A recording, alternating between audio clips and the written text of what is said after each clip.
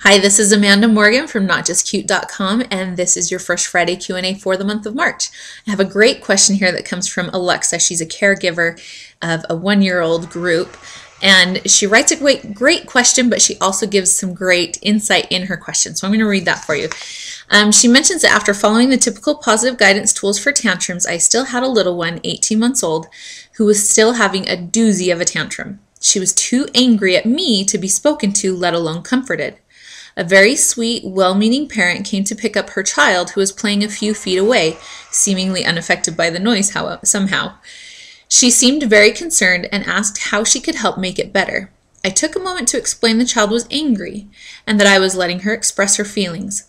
Luckily for me, the child chose to seek comfort from both myself and another teacher moments after my explanation as to prove I was telling the truth, that we were willing to support her.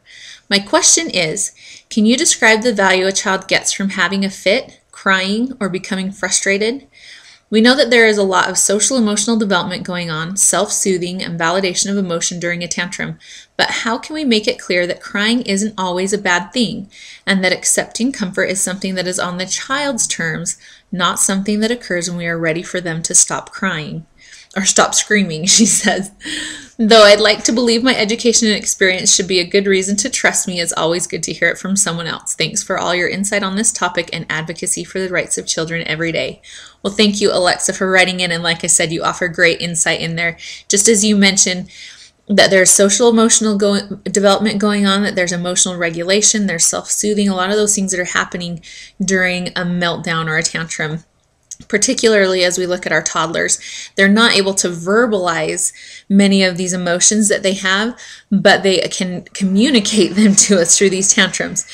I find that sometimes when people are trying to soothe a toddler and the toddler is pushing and kicking and hitting, and we look at that as a toddler problem, a behavior problem.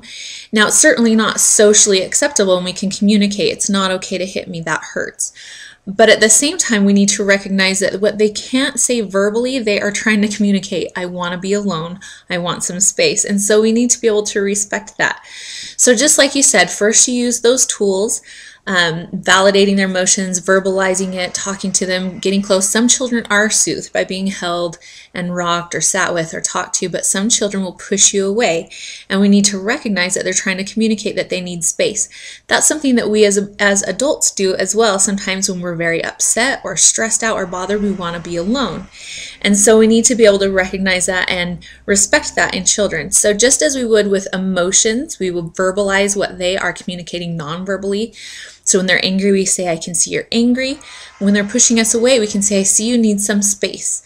So verbalize it for them, recognize it and respect it, but then give them space and let the child know, I'll be right here when you need me, so that we're not just abandoning them. It's not just like, if you're going to be like that, I'll just leave you alone. But we're saying, it's okay, you need some space. I'll be right here. With some children, I sit very close by. For some children, they don't want to see me, so I might be around the corner. But you're close by so that you can still check on them to make sure that they're safe and everything's okay, but also that they know where you are so they can come to you when they're ready. Just as you mentioned in your example, there was a moment when she finally had collected herself and came to you. So I would say recognize it and respect it, validate it by verbalizing it as well, and give them those tools. And then give them space, but stay nearby. You can kind of judge that. You kind of have to feel it out, how close you think they let you or want you to be there.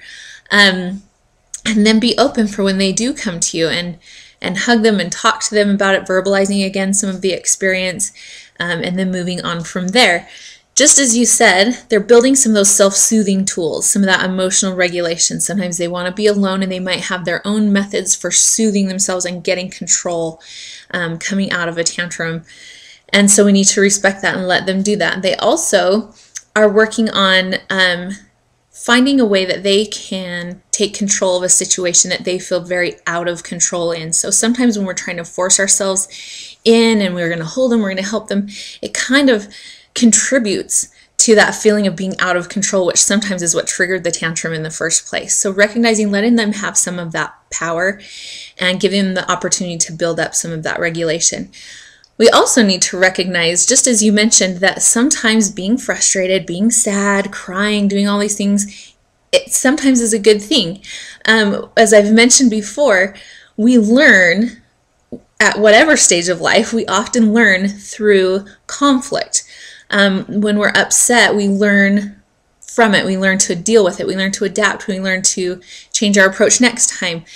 I often let people know when I'm talking to parents or to teachers, we talk about what is your actual objective for the child. If your objective is that they're never sad, they're never upset, everything is happy, lollipop, sunshine, and roses, that can be your objective. One, I don't think it's very reasonable or possible, but also if that's your objective, the things that you're going to do in order to secure that continual bliss is not going to feed into the child's development. So you're going to give into tantrums, you're going to give them chocolate for breakfast, you're going to give them whatever they want to keep them happy.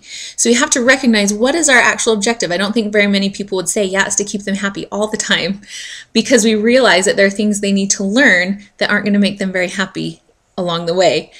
If we recognize that our objective is to help them to be emotionally healthy, emotionally strong, to be able to regulate their own emotions, then we use steps such as verbalizing and validating and giving them space and accepting the expression of emotions. There are times when the place may not be appropriate, so I have moved children sometimes when they're having a big tantrum because either it's not safe for them to be flailing there, or because it is not safe for other children, or it's disturbing something else that's going on, so I may move them to a different spot. But then if they're pushing away, then I step back and give them that space so that the expression is always allowed.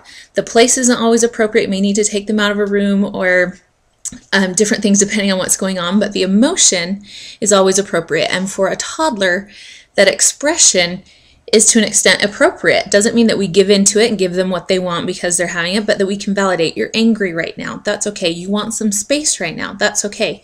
I'll be over here.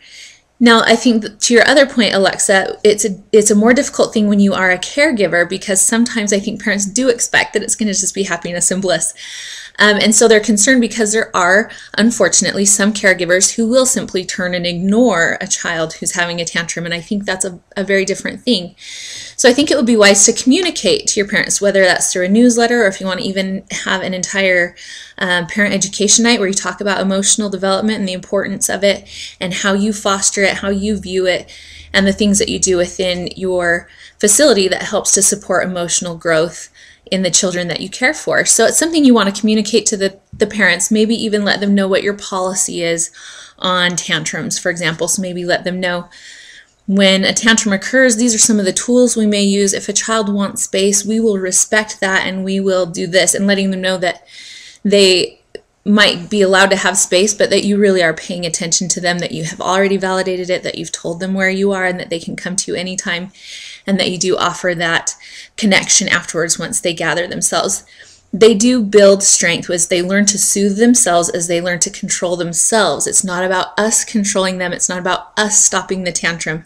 It's about us helping them figure out how to soothe themselves, how to control their own emotions, and to recognize them, express them, control them, not just stop them because it's inconvenient for us or it makes us look bad as parents or professionals.